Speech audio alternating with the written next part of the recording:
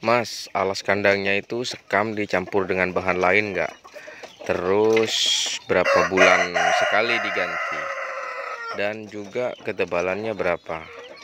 Baik teman-teman, ternyata banyak juga yang belum mengerti dan belum nyimak tentunya dari konten-konten saya sebelumnya terkait alas kandang ini teman-teman.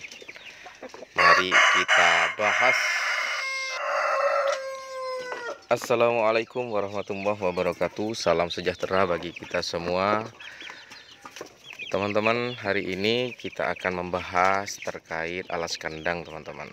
Alas kandang kohe sapi, kohe kambing, dan juga sekam. Ini ada tempat pakan langsung, karena kalau mbah saya yang ngasih makan ini dengan tempatnya langsung dikasih ke dalam. Takut keluar katanya. Itu juga sama tempat-tempatnya yang dikasih keluar. Ini kita review langsung ke dalam teman-teman. Nah, ini alas kandangnya. Ini teman-teman, alas kandangnya kering, alhamdulillah kering.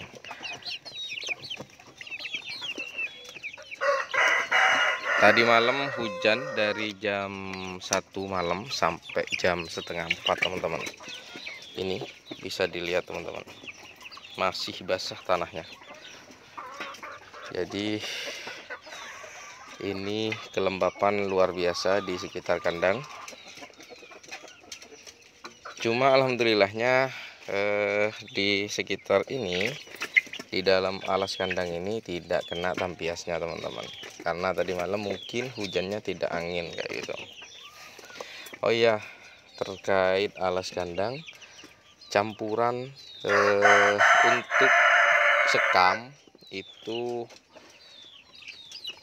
kohe kambing teman-teman. Kalau teman-teman tidak tahu kohe kambing itu ini apa sih namanya, kotoran hewan kambing kayak gitu. Ini saya ambil aja dulu ya, kita ambil buat contoh.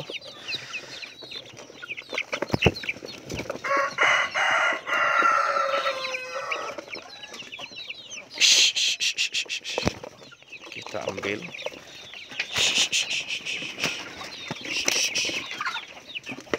kita ambil dulu. Nah, sip.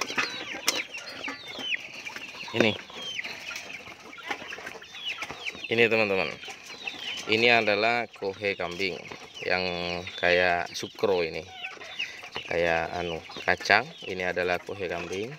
Terus ini yang menggumpal, ini yang ada hitam-hitam ini bukan tanah, tapi ini kohe sapi yang sudah hancur. Terus yang kuning ini adalah sekam teman-teman, kayak gitu. Jadi perbandingannya awal pertama itu perbandingannya 1:1 teman-teman. Jadi sekamnya 1, kohe kambing 1, kohe sapi 1, kayak gitu.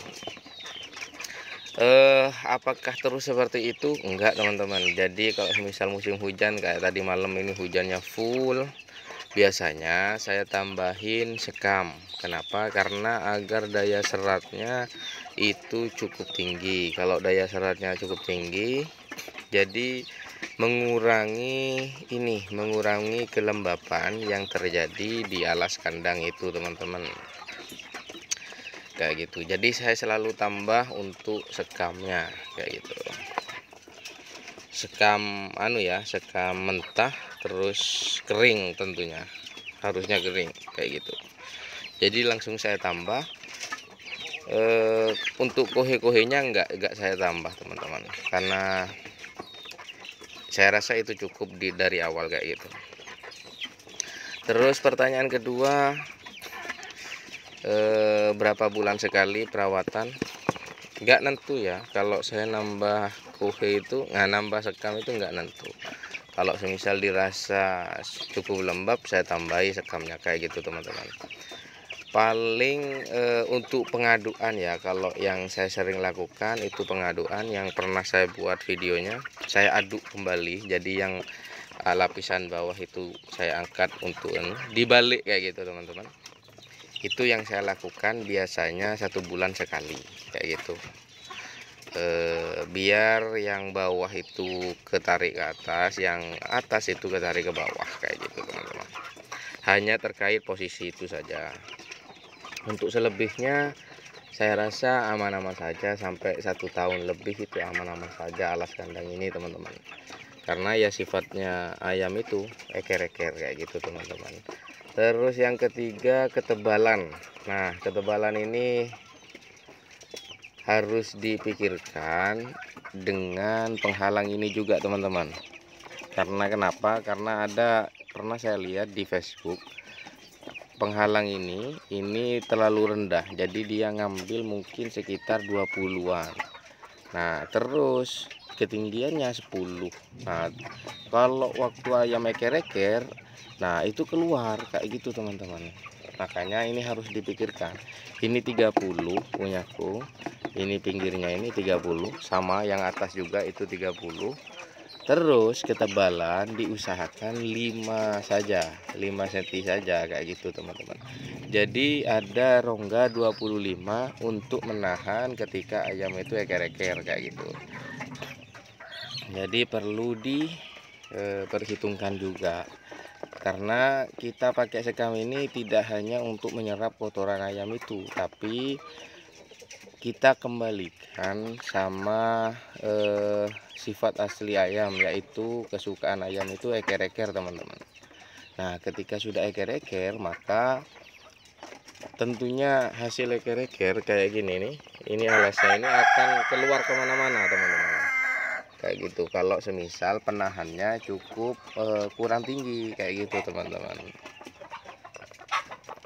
Jadi harus difikirkan ya, ketebalannya tingginya ini, penghalang ini berapa, terus ketebalannya berapa. Kalau semisal mau ketebalan 10, saya rasa ini harus ditambah 40 kayak gitu teman-teman. 40 atau 35 lah cukup kayak gitu. Mungkin itu kira-kira teman-teman yang perlu saya bahas dari pertanyaan-pertanyaan teman-teman. Kurang lebihnya mohon maaf ya. Kalau ada pertanyaan-pertanyaan lagi, kami persilahkan kayak gitu. Kita sharing-sharing santai di sini. Kalau ada kritikan juga silahkan terkait apapun itu. Oke, saya akhiri dulu. Billahi taufiq wal hidayah. Wassalamualaikum warahmatullahi wabarakatuh. Kita harus kembalikan ini eman ini. Ini sudah difermentasi ini.